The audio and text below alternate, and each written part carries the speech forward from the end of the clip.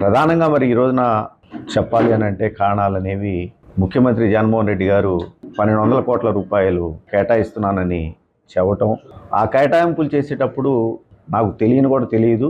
చాలా సంతోషించాం ఆ రోజున. 1200 రూపాయలు మంగళగిరికి అభివృద్ధి కోసం కేటాయిస్తున్నారు అని తెలియంగానే ఒకవైపున ఇటు కాంట్రాక్టర్ల ఒత్తిళ్లు, తిరిగి మళ్ళా నేను సీఎంఓకి వెళ్ళి ముఖ్యమంత్రి గారితో మాట్లాడుకున్నా, ఆయన ధనంజయ రెడ్డి గారికి చెప్పినా కూడా నిధులు విడుదల కాకపోవటం చాలా ఇబ్బందులకు గురి చేసింది. 1200 కోట్ల రూపాయలని 125 కోట్ల రూపాయలకు కుదించి దాంట్లో రూపాయి కూడా ఈనాటికి కూడా విడుదల చేయనటువంటి పరిస్థితులు. ఇంత జరిగినా కూడా ఇవాళకి కూడా బిల్లులు రానటువంటి పరిస్థితులు మరి ఉంటే ఏం చేయాలి? మళ్ళీ తిరిగి ఏ మొహం పెట్టుకొని మేము వెళ్ళి ఓట్లు అడగాలి మంగళగిరి ప్రజల్ని? ఆ రోజున నేను మంగళగిరి ప్రజల్ని మన్నించమని చెప్పి కోరుకుంటూ నేను రాజకీయం నుంచి ఆ రోజున మరి వైఎస్ఆర్ కాంగ్రెస్ పార్టీకి, అదేవిధంగా నా శాసనసభ సభ్యత్వాన్ని కూడా నేను రాజీనామా చేయటం జరిగిందని చెప్పేసి ఈ సందర్భంగా తెలియజేస్తాను. ఖచ్చితంగా నేను రాజకీయాల్లోనే ఉంటాను. రాబోయే రోజుల్లో ఏ పార్టీలో ఉండాలి, ఎలా నేను రాజకీయాలు చేసుకోవాలనేది ఇంకా కొద్దిగా టైము పట్టుద్దని అనుకుంటా ఉన్నా నేను. అయితే ఒక మాట అయితే నేను ఖచ్చితంగా చెప్పగలుగుతానండి, నేను రాజశేఖర రెడ్డి గారి మనిషిని. ఈ రోజున మంగళగిరిలో తిరిగి వైఎస్ఆర్ కాంగ్రెస్ పార్టీని గెలిపించడానికి మూడవసారి నేను తిరిగి వైఎస్ఆర్ కాంగ్రెస్ పార్టీలోకి జగన్మోహన్ రెడ్డి గారి దగ్గర చేరడం జరిగింది. పేదవాడు శాశ్వతంగా వాళ్ళ జీవితాల్లో సంతోషంగా ఉండాలి, పేదవాడు గొప్పవాడు కావాలి, ప్రతి మధ్యతరగతి కుటుంబంగా కూడా ఎస్సీ, ఎస్టీ, బీసీ, మైనార్టీలు అందరూ కూడా వాళ్ళ జీవితాల్లో వెలుగులు నింపడానికి జగన్మోహన్ రెడ్డి గారు చేస్తున్నటువంటి కార్యక్రమాల్లో ఒక 2 నెలల కాలం పాటు నేను పక్కకు వైదొలిగినటువంటి పరిస్థితి నుంచి మళ్ళీ తిరిగి ఆ జగనన్న బాటలో నడవాలి అని చెప్పేసి నేను నిశ్చయించుకొని తిరిగి రావటం జరిగింది. మనందరికీ తెలిసిందే, రాజశేఖర రెడ్డి గారి బాటలో నడుస్తున్నటువంటి జగన్మోహన్ రెడ్డి గారు ఇంకొక 20-30 సంవత్సరాల పాటు ఈ రాష్ట్రానికి ముఖ్యమంత్రిగా నిలబడగలిగితే, ప్రజలందరూ కూడా అండగా ఉంటే, పేదవాడు వాళ్ళ జీవితాలు పూర్తి స్థాయిలో ఉన్నత స్థితికి వెళ్తాయి అని చెప్పేసి ఇవాళ జగన్మోహన్ రెడ్డి గారు చేస్తున్నటువంటి పరిపాలన రుజువు అవుతూ ఉంది అనే సంగతి మనందరం కూడా చూస్తూ ఉన్నాం.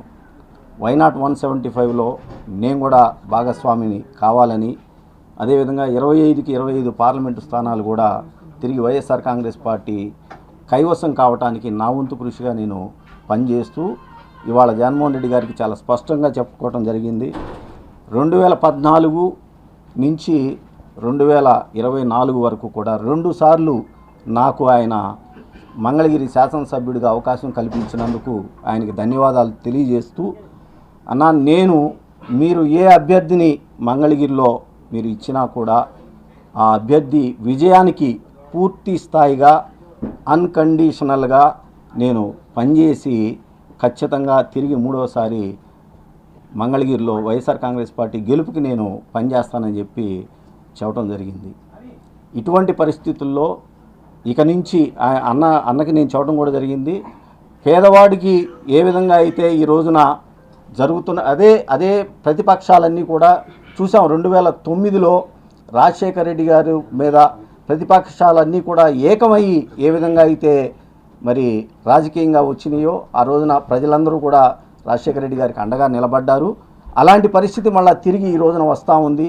ఈ రాష్ట్రంలో పేదవాడికి మంచి జరగకూడదు, మధ్యతరగతి వాడికి ఎవరు అండగా ఉండకూడదు, మధ్యతరగతి వాళ్ళు ఎస్సీ, ఎస్టీ, బీసీ, మైనార్టీలు ఎవరు కూడా రాజకీయంగా, ఆర్థికంగా, సామాజికంగా ఎదగకూడదు అని చెప్పేసి ఈ ప్రతిపక్షాలన్నీ కూడా చేస్తున్నటువంటి ప్రయత్నాన్ని తిరిగి ఎండగట్టాలి, వాటికి ఎదురుగా నిలబడాలి అని చెప్పేసి భావిస్తూ జగన్మోహన్ రెడ్డి గారి సారథ్యంలో అన్కండిషనల్గా పనిచేయడానికి, అదేవిధంగా మంగళగిరిలో మళ్ళా చెప్తా ఉన్నాం, తిరిగి 2024లో కూడా నేను వైఎస్ఆర్ కాంగ్రెస్ పార్టీ అభ్యర్థి గెలుపుకి నేను కృషి చేస్తాను, పనిచేస్తానని చెప్పి తెలియజేసుకుంటూ, 19లో ఒక ఓసీ చేతిలో ఏ విధంగా అయితే తెలుగుదేశం పార్టీ నారా లోకేష్ గారు ఓడిపోయారో రాసిపెట్టుకుండి, మళ్ళా 24 ఎన్నికల్లో బీసీ సామాజిక వర్గానికి చెందినటువంటి అభ్యర్థి చేతిలో నారా లోకేష్ గారి ఓటమి ఖాయం అని చెప్పేసి ఈ సందర్భంగా తెలియజేసుకుంటా ఉన్నాను. Thank you. ఓన్లీ మంగళగిరి వరకేనా సార్, ఇంకా మిగతా గుంటూరు పార్లమెంట్కి సంబంధించి నియోజకవర్గాలు అలాగే పొన్నూరుకు సంబంధించి కూడా అభ్యర్థి ఎంపిక చెప్తారండి, అది చెప్తామన్నారు. రీజనల్ కోఆర్డినేటర్స్ తోటి మాట్లాడుకొని ఏ నియోజకవర్గాల్లో నేను నా సేవలు పనికి వస్తాయని చెప్పేసి పార్టీ భావిస్తూ అన్ని చోట్ల తిరిగి నేను పనిచేయడానికి రెడీగా ఉన్నాను. వర్ధిల్లాలి ఆర్కే గారి నాయకత్వం, వర్ధిల్లాలి ఆర్కే గారి నాయకత్వం. జై జగన్, జై జగన్, జోహార్ వైఎస్ఆర్.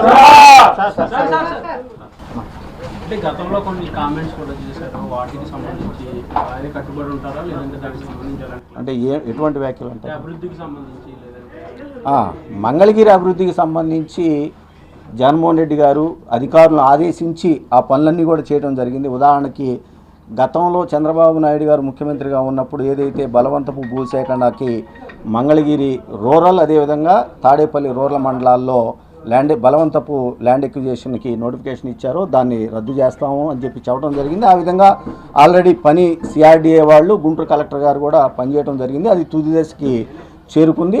అదేవిధంగా మంగళగిరి డెవలప్మెంట్కి సంబంధించి కూడా పూర్తి స్థాయిలో అంచనాలు అవి సిద్ధమైపోయి పనులు కూడా ఆల్రెడీ స్టార్ట్ చేశారు కాబట్టి అది ఆ దిశగా ఇవాళ పనులు పూర్తి స్థాయిలో అయిపోవస్తాం. అది నేను ఇంకా అడగలేదండి జగన్మోహన్ రెడ్డి గారిని. జగన్మోహన్ రెడ్డి గారు ఏ అభ్యర్థి ఇచ్చినా బీసీ సామాజిక వర్గానికి మాత్రం మంగళగిరి సీటు ఇస్తూ ఉన్నారు. ఆ అభ్యర్థి గెలుపు కోసం నేను పనిచేస్తాను.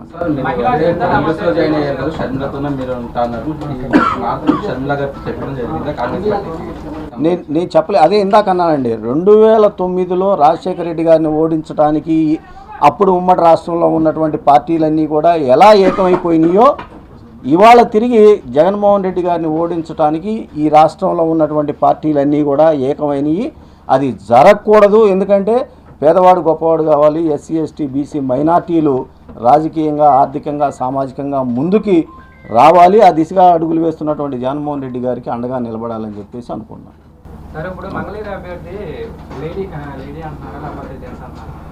అది నాకు తెలియదండి. అదే అన్నాం, జగన్మోహన్ రెడ్డి గారు వైఎస్ఆర్ కాంగ్రెస్ పార్టీ ఎవరికి మంగళగిరి సీట్ ఇచ్చినా కూడా బీసీ సామాజిక వర్గానికి సంబంధించి వాళ్ళ గెలుపు కోసం 100కి 100% పనిచేస్తాము.